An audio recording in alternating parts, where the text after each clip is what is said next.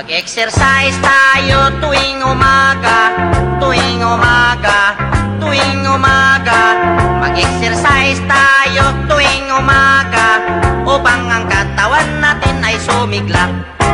Mag-exercise tayo tuwing umaga, tuwing umaga, tuwing umaga.